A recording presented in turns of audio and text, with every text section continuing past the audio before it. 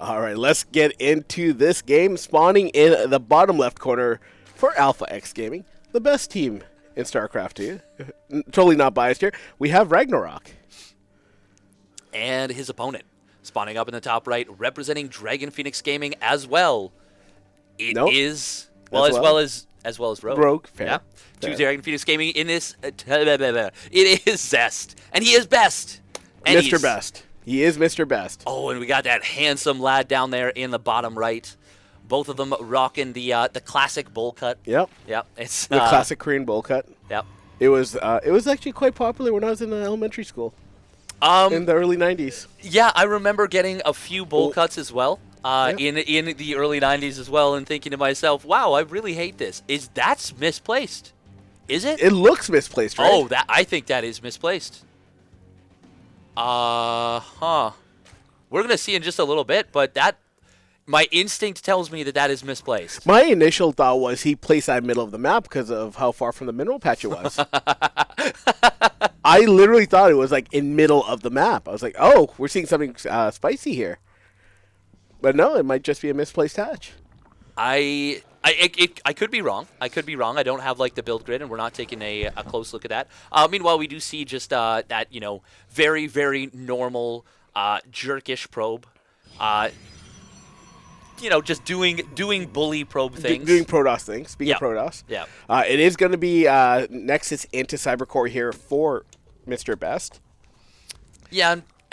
There's almost no deviation from that these days, unless you're seeing a 12 pool or a 16 pool or an extractor trick 15 pool, something like that. Or any pool before hatch. Yeah, that's about the only time. And even then, against a 16 pool, you usually still see Gate, Nexus.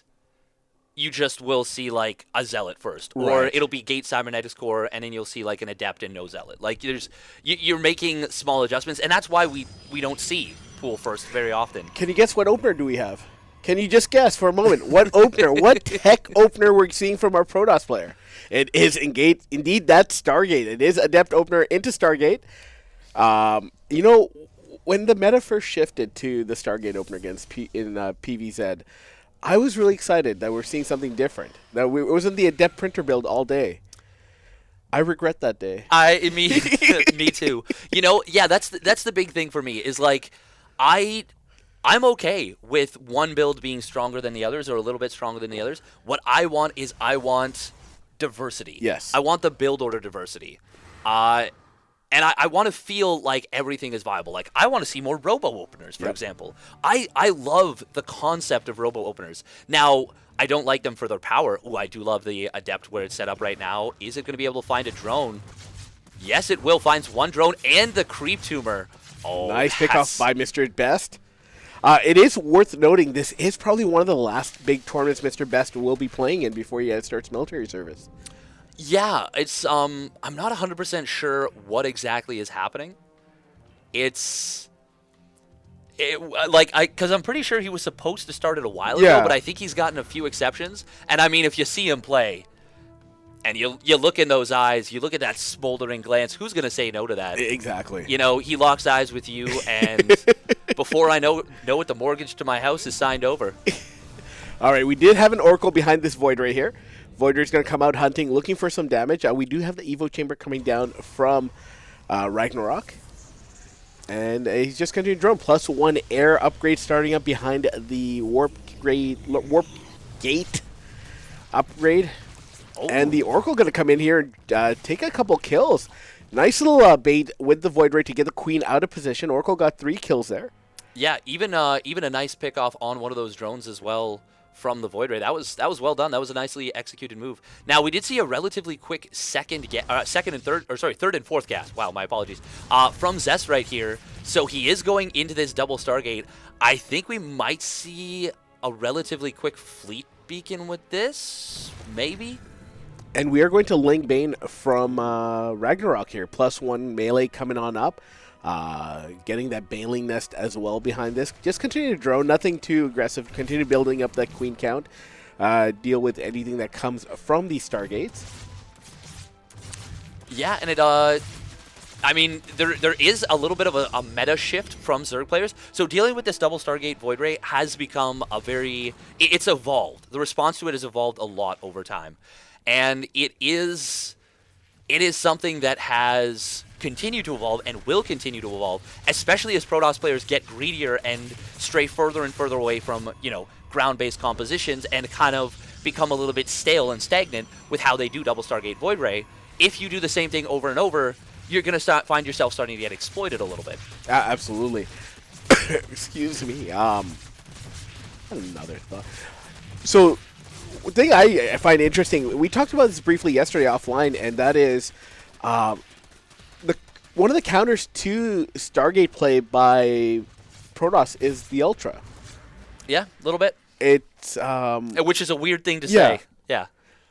Doesn't shoot up, doesn't fly, only hits ground unit, but it takes forever to see carriers, especially trying to kill an Ultra. Yep, especially if you can get that microbial shroud on top of those Ultralisks. And then even Void Rays with prismatic alignment, they kill them fast, but not as fast as you'd expect once you get that microbial shroud up there. That chitinous plating becomes very, very powerful and very problematic to deal with. Now, we are going to see the Fleet Beacon and a third Stargate coming down, doing this off of really nothing. He didn't get a robotics facility. He didn't go into disruptors for safety against some kind of Queen Walk push. He really went very, very hard on this. And, we are going to see the Oracle almost Just going survive. down. Oh. Now, we do have two more gateways coming down behind this, going into that carrier production, 3 carriers at a time. Nothing other than the Queens to really shoot up. Second Evo chamber coming up, also getting that infestation pit. Yeah, so he's going to be heading into that hive. We'll be getting some Vipers, some probably that Ultra Cavern, since he is going to be 2-1 upgrades coming down for the Zerg player here as well. And this is a bit of an interesting game shaping up just based on their tech choices alone. Ooh, third Evo chamber here, and pathogen glands. Interesting. Okay, so we might actually see some attempted fungals, Fungal. or that could just be for microbial shroud. We'll see. You know, it would have been great. What's that? You know what I blame actually for this meta? Thinking about it, there is one change Blizzard made. I blame for this air upgrade. And that is getting rid of the infested Terrans. Oh well, yes. The infested Terrans were a big that completely changed everything about this. Ooh, we are going to see an attempt to cancel this base, and the +1 melee lings will get it. Nice job. That actually is a pretty big cancel because that was quite far along. Yeah, you're right. Yeah, Zerg anti-air really struggled a lot. 1 probe and a cancel on the Nexus. That's the only thing going down. Zest, so cost efficient. Something else, though. I thought you were going to say the Neural Parasite range nerf. That could actually... That could have been the kind of thing that would actually make it a lot easier to deal with this, because we have seen players like B finding some success against this pure Sky Toss style going for Neural Parasite. Yep. You can steal your opponent's Void Rays, turn on Prismatic Alignment, and just delete everything. And if they don't have a Robo, they don't have an Observer, they don't have an army for very long. 7 Infestors coming up behind this. That's quite a few. And getting all 3 of the ground upgrades for for Zerg. That is a lot of carries and a lot of, slow zealots on the ground, but they will do a decent amount of holding the links back. And we do have the engagement coming in here. There's a lot of Queens on the ground. Infestors are about to pop. They will have the upgrade. Transfuses coming on down. We need to see some microbial shrouds, and we need to see them as soon as those infestors pop out. Ooh, Baneling run by onto the other base. There's the microbial shroud. Stasis ward being cast. Fungal growths as well. The spore crawlers have gone down. Oh, nice chain fungal right here. No +2 air on this, and there is +1 carapace for the ground. So this is about the best situation for RAGNAROK, I think, that he could ask for. We have some spores free firing at those carriers. Man, he got those infestors out just in the nick of time and kills a lot of his opponent's economy. This is all of a sudden looking very, very good for RAGNAROK with this mass ground style, building 5 more Queens at a time. Steadfast, all those interceptors went down pretty much right away to the Queens. And you know what carriers are without interceptors? They're paperweights. They're giant blimps. They're literally giant blimps that are useless. At least the Goodyear blimp has a message. These blimps have nothing. Spore Crawlers being repositioned here. Queen's going to come back to the safety. Infestors are... Oh, they're a little exposed. One Infestor going down. Going to rotate into the natural here. Oh, second Infestor going down. That is a little painful to see.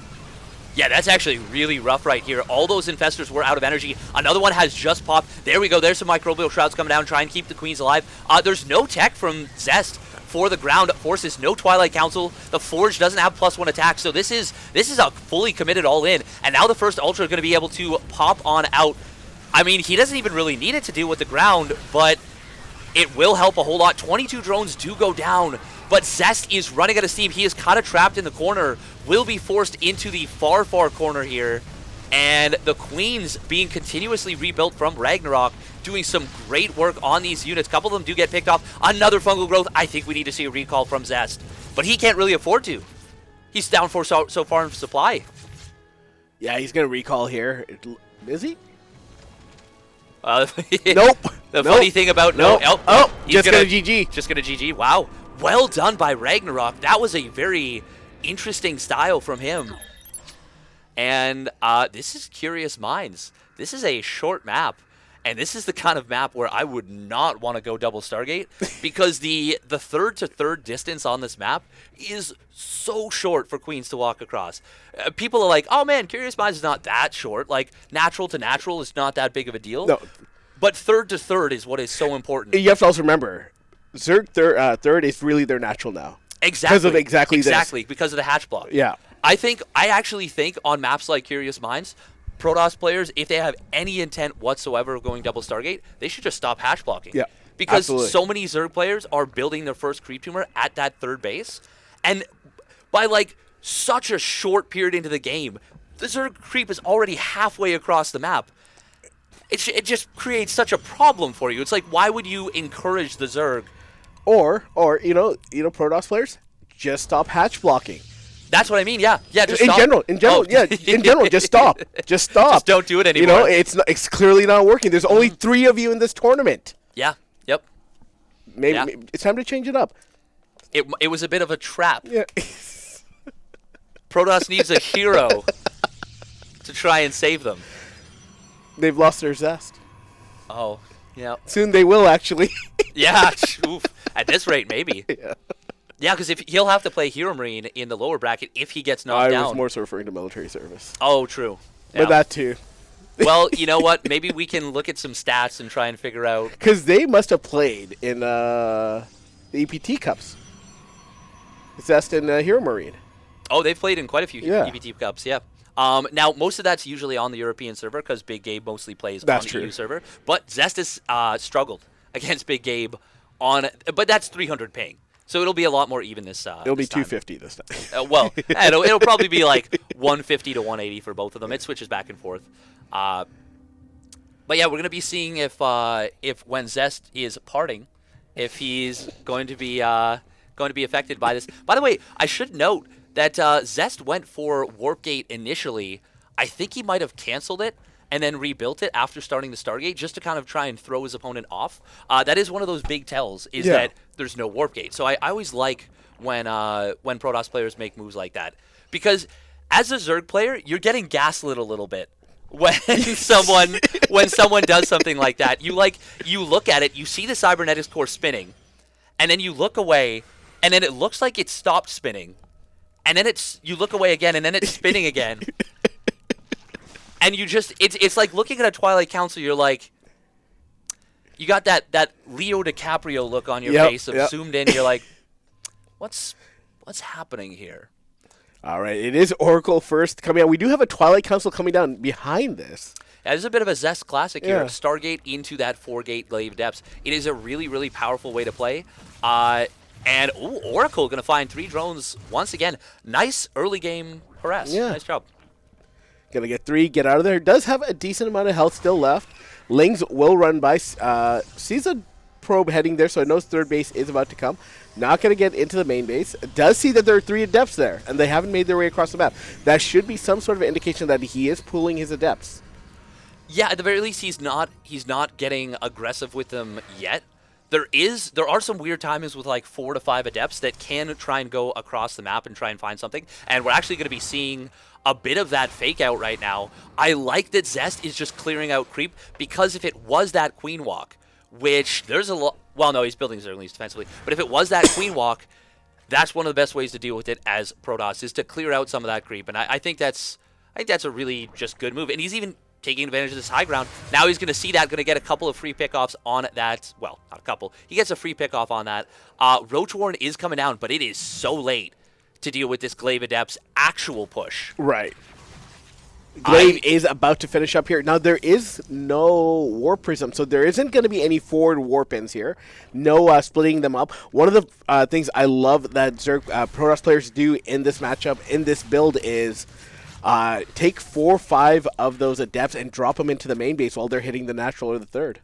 Yeah, that's more with the like the 4-gate glaives normal play with that robotics facility.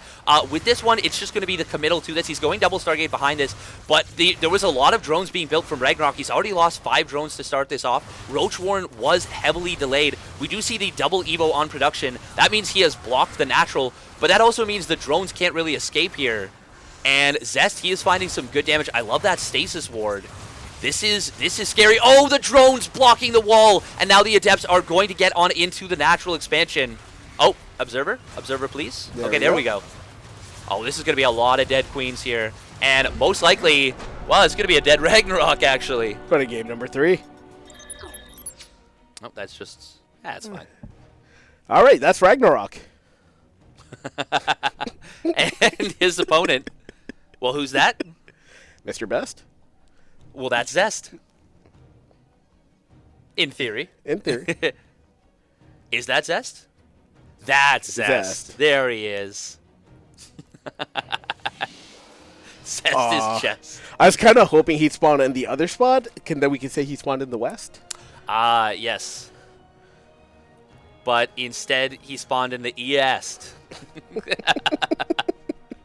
We are going to see that hatch block once again. Berlingrad, a pretty short map. Yep. Going to be one of those maps that's dangerous for stuff like those Resonating Glaives pushes once again.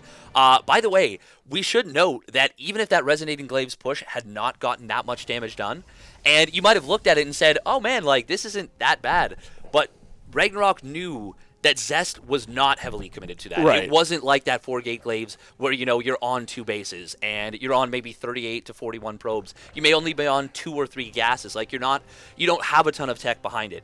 He knew that Zest was probably going to be going for something like what he was going for, which is triple Stargate.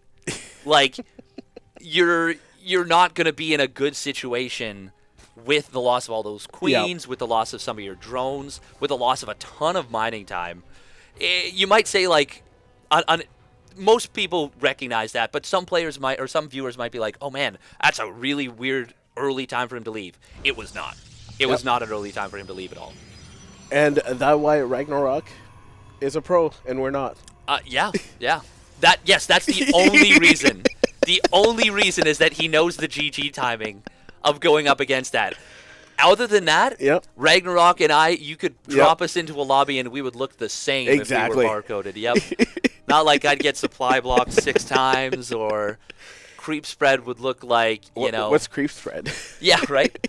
It would look like, what's that one painting? It's like, air quotes painting. It's like bunny rabbit in a snowstorm, bunny rabbit in a... I don't know. Basically, it's like describing like 4 things, but they're all just white, and it's just a blank canvas. That's my creep spread sometimes. All right, Dep's gonna... Nope. Gonna cancel that shade. Just kind of scouting out there. We do have a Stargate opener, because what else would it be? Yeah, the thing is, it's so good for aggression, but it's also just so safe. You get that Void Ray out, you're going to not die to any all-ins. Almost, pretty much the only thing that could kill you would be like a 2-base Nidus play. Yeah. Like Nidus Ling. And realistically, if you don't scout the 3rd hatchery, that's your own fault. You really ask for that at that point. All right, this Overlord going to come in again. Go for another quick scout out. Yeah, and the it is going to be a Stalker here, which is a little bit interesting. Usually it's like 3 Adepts or something like that. We are seeing no Void Ray, actually. It is just going to be Oracles. Is it going to be the triple Oracle? I hope so. I hope so. Or potentially the Quad Oracle, or as I like to call it, the Foracle build. Because that just tickles me pink. At what point do you stop calling it the 1, 2, 3 Oracle build and just call it the Hoss build? When there's 3 Stargates and they just keep all making Oracles? Yeah, exactly. Which we did see that in when was that? I saw that in I think it was World Team League actually. Yeah, okay. Yeah, it was actually Zest versus DRG. He did that versus DRG. He went for like triple Stargate Oracle. He had like 11 Oracles, and they just killed an entire Roach Ravager force. All right. Absolutely wrecked them. Gonna come here. We'll take out one drone there. Might get a queen. Nice pick off there on the queen. Ooh. Nice micro keeping those Oracles alive as well. Always dangerous when they get low on HP like that. And it is going to be that triple Oracle. Older school style of play. I think still very good. Yeah. I think it's still very good. We'll be able to focus on the queens pretty quick, especially with the Adepts on the ground providing support here. 2 more gateways coming on in. No other tech beyond that, though. Roach Warren coming on up from our Zerg player. This is quite a few Adepts to do off of just 2 gateways. Like, this is he was dedicating a lot to this. Like, he just kept warping in Adept. Well, not dedicating a lot, but he kept warping in Adepts. And it's kind of scary to deal with. Now, RAGNAROK doesn't really overreact. So, you know, he's going to be fine. He's going to continue droning up after building a few lanes. Not too bad. Will be a Forge in the Twilight Council. Yep. It's going to be, you know, the universal standard for, I'm going to macro now. Right. Oh, we'll lose 1 Oracle there. Did take out quite a bit of larva. That's pretty nice. That's pretty nice. That was the first unit that Zest has lost. We have had many games, actually, where Zest, it's 6 minutes, hasn't lost a unit. 7 minutes, hasn't lost a unit. Sometimes we even get to the 8-minute mark in games like this, and he hasn't lost a unit. Oh, I love this little push. Oh, with man. With the Jose Immortal, love it. This is going to be so confusing to RAGNAROK, and he's building roaches right now when ideally he probably wouldn't be. He probably wouldn't want to be building roaches, and I think part of the reason is because of that hallucinated Immortal. He might have thought there was a very, very quick robotics facility. Oh, and this going is into Spire. That might have actually baited the Spire play. Yeah. Not that it's ever a bad thing for Zerg to go for Spire, but when there's a +1 blink timing on the way, this could work out very, very well for Zest. That might have just been mind game of the tournament right here. Yeah. Now, just 5 heading here. I wouldn't. I am saying this as a caster because in the game I don't have the time to think about all this. Using the Oracle to get Revelation on the creep tumors would probably indicate there's no Robo. Yes. Yeah, that should. Yeah. You're right. Yep.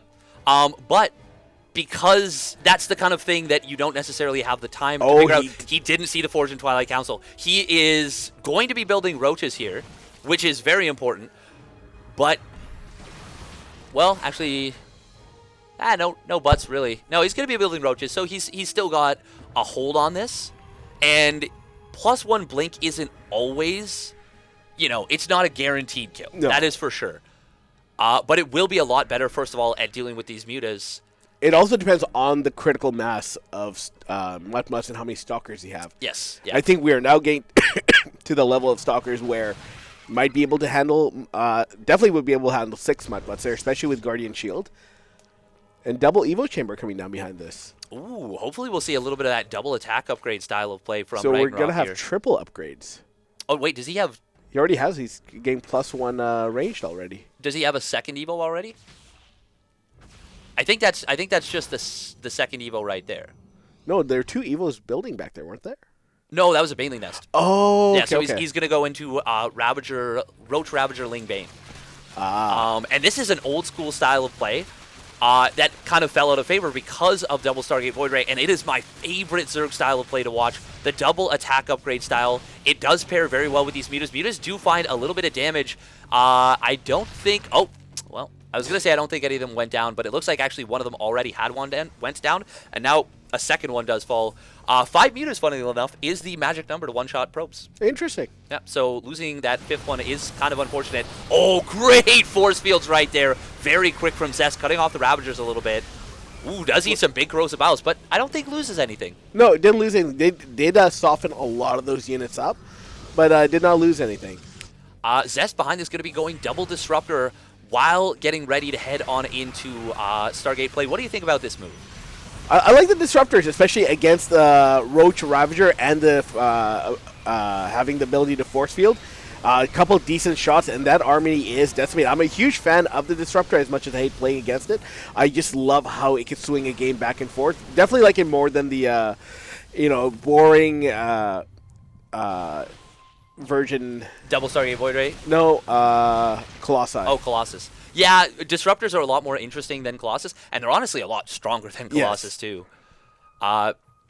We are going to be seeing, looks like most of the mutas went down right there. There was a lot of Ravagers with this force, by the way, and RAGNAROK, he keeps most of them alive, which is very good. I'd love to see some of the Queens using up the transfuse energy on the Ravagers there. We do see a little bit of a stasis ward coming on in. Catches three drones. Three probes, drones, 2 of them on the gas.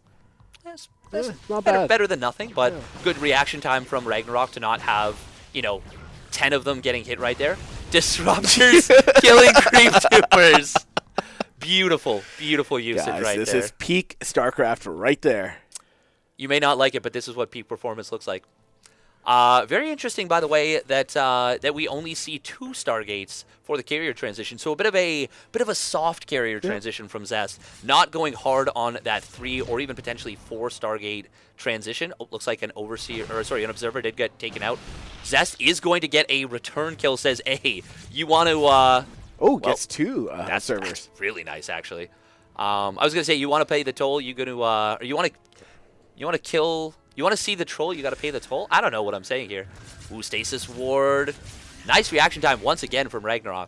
Managing to mitigate the... also waiting till the very last minute. A little more efficient. Yeah. It's gonna...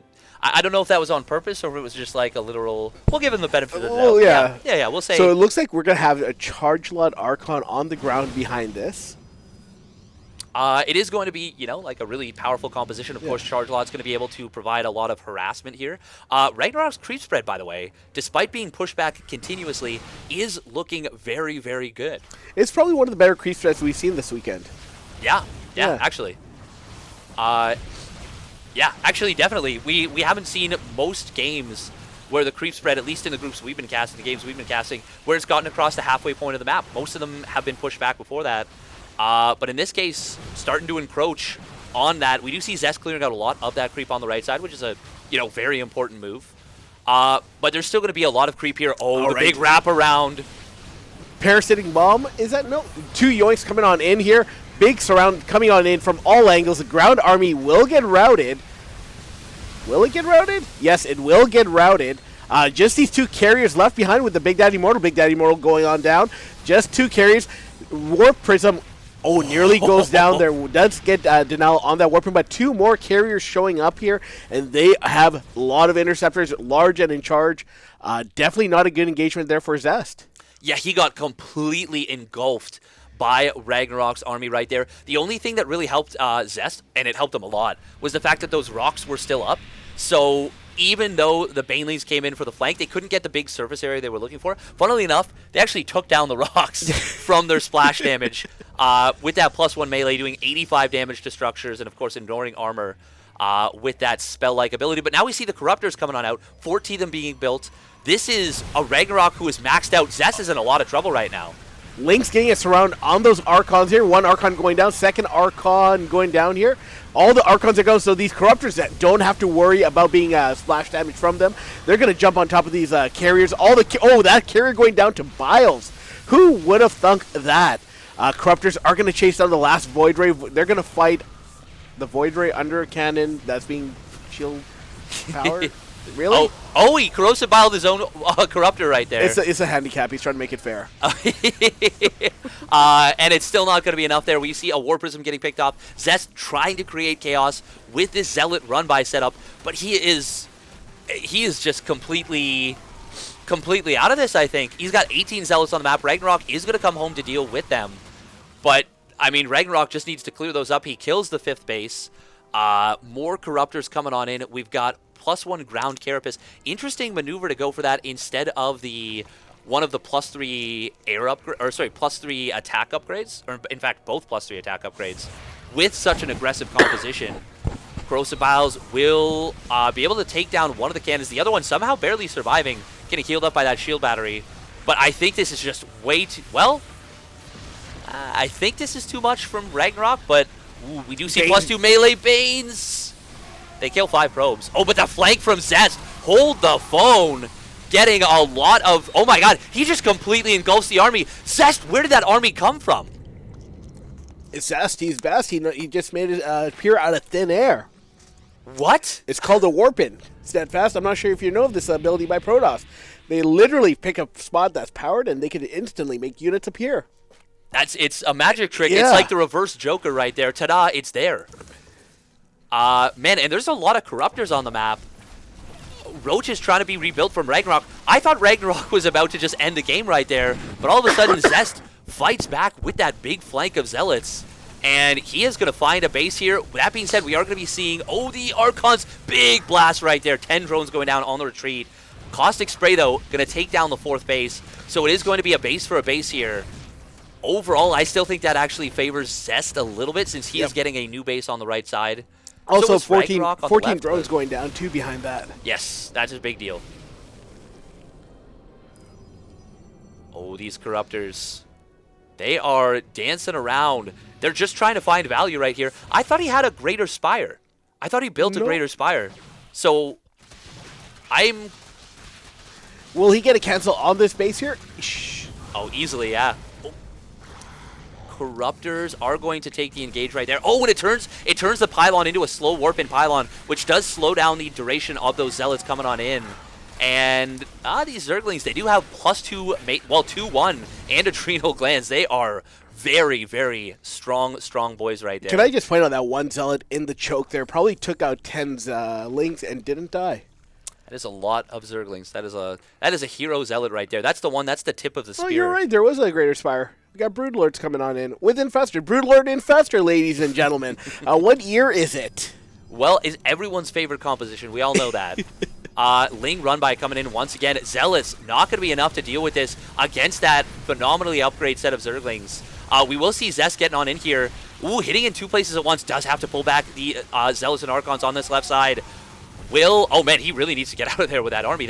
Those are units he cannot afford to lose. As his Zealot Archon tries to push in, the Broodlords pop out, and that is going to be Zest getting dealt with on both sides. One army escapes, the other one does go down though. But with the Broodlords out, it is nice that Zest already has that blink upgrade, so he can warp in a handful of Stalkers and kind of deal with those. He only has 2 Void Rays, but I don't think the 2 Void Rays will be enough to deal with all the Broodlords on the map. Yeah, this is going to be a really, really big challenge. Ooh, we do see Zest getting caught on creep. Huge fungal growth, and the Corrosive Biles will get dodged. But oh man, Zest needs to get out of here. He cannot be in this position. The Void Rays, they're going to try and pick the fight, but there's not enough of them. All the Archon's going to go down, and Zest will be forced to tap out. RAGNAROK, so we're going to see a little ZVZ action.